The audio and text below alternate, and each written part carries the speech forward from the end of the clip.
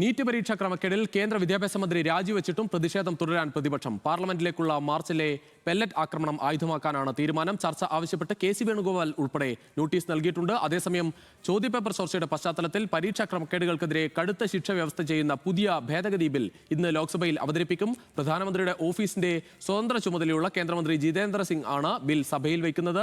ശരത് ലാൽ ചേരുകയാണ് കൂടുതൽ വിവരങ്ങളുമായി ഡൽഹിയിൽ നിന്ന്. ശരത്ത്, ഇതുവരെ നമ്മൾ കണ്ട സമരം അത് ജന്തർ മന്ദറിലായിരുന്നു. ഇനി കുറച്ചുകൂടി ശക്തമായ പ്രതിഷേധം കാണാൻ പോകുന്നത് പാർലമെന്റിലാണ്.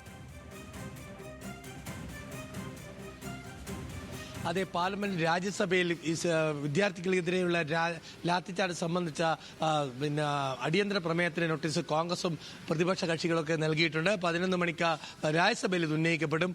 ഏതായാലും പാർലമെന്റിൽ ഈ വിദ്യാർത്ഥികൾക്കെതിരെ പെല്ലറ്റ് പ്രയോഗിച്ച കാര്യത്തിൽ ഒരു പ്രതിഷേധത്തിനാണ് ഇന്ത്യ സഖ്യ നേതാക്കൾ ആക്കം കൂട്ടുന്നത്. ഏതായാലും പാർലമെന്റിലായിരിക്കും ഇനിയുള്ള യുദ്ധം എന്ന കാര്യത്തിൽ യാതൊരു സംശയവുമില്ല. ഏതായാലും 12 മണിക്ക് ബില്ല് അവതരിപ്പിക്കുമ്പോൾ ബില്ല് അവതരണത്തെ എതിർക്കേണ്ട എന്ന നിലപാടാണ് പ്രതിപക്ഷ കക്ഷികൾക്ക് ഉള്ളതെന്ന് ആണ് സൂചന ലഭിക്കുന്നത്. ഏതായാലും ഇന്ത്യ സഖ്യ യോഗം കഴിഞ്ഞാൽ മാത്രമേ ഇത് സംബന്ധിച്ച് വ്യക്തമായ ഒരു വിവരം പുറത്തു വരുള്ളൂ. കാരണം ഇപ്പോൾ യോഗം തുടങ്ങിയിട്ട് അരമണിക്കൂറായി. ഏതായാലും ഇത് സംബന്ധിച്ച കൂടുതൽ വിവരങ്ങൾ പുറത്തു വന്നാൽ മാത്രമേ നമുക്ക് എന്താണ് പ്രതിപക്ഷ നിലപാട് എന്നറിയില്ല. പക്ഷേ പ്രതിപക്ഷ എംപിമാർ നേരത്തെ പറഞ്ഞത്, ഇന്നലെയും ഒന്നൊക്കെ പറഞ്ഞത് ബില്ലിനെ എതിർക്കില്ല എന്നാണ്.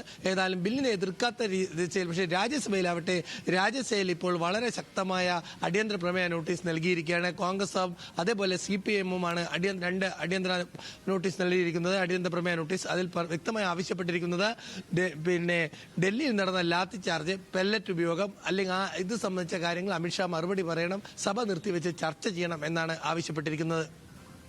നേരത്തെ ഇത്രയും നാൾ അത് പെല്ലറ്റ് ആക്രമണം ഉണ്ടായിട്ടില്ല എന്ന തരത്തിലുള്ള വാദമായിരുന്നെങ്കിൽ ഇപ്പോൾ അത് സമ്മതിച്ചിട്ടുണ്ട്. CRPF ആണ് ഉപയോഗിച്ചത് എന്ന കാര്യത്തിൽ ഒരു വ്യക്തത ഇപ്പോൾ വരികയാണ്. അതെ, കാരണം CRPF-ന്റെ ഉന്നതതല അന്വേഷണം നടന്നിരുന്നു. അതിൽ പെല്ലറ്റ് ഉപയോഗിച്ചു എന്ന കാര്യത്തിൽ സ്ഥിരീകരണമായിട്ടുണ്ട്. അതുപോലെ തന്നെ മറ്റൊരു പ്രധാനപ്പെട്ട വിഷയം എന്നാൽ ഇത് RAF-ൽ ഉപയോഗിച്ച അല്ലെ ഉദ്യോഗസ്ഥനെ ഐഡന്റിഫൈ ചെയ്തിട്ടുണ്ട് എന്നാണ് നമുക്ക് ലഭിക്കുന്ന വിവരം. ഏതായാലും അതേപോലെ തന്നെ 400 ക്രിമിനലുകളുടെ അല്ലെങ്കിൽ ഈ 400 ക്രിമിനലുകൾ ഈ പ്രതിഷേധത്തിൽ പങ്കാളികളായി, അവരാണ് അക്രമത്തിന് പിന്നിൽ എന്നാണ് ഇപ്പോൾ ഡൽഹി പോലീസ് ഫേസ് റെക്കഗ്നൈസേഷനെ തിരിച്ചറിഞ്ഞിരിക്കുന്നത്. അവരെ കണ്ടെത്താനുള്ള ശ്രമമാണ് ഇപ്പോൾ നടക്കുന്നത്.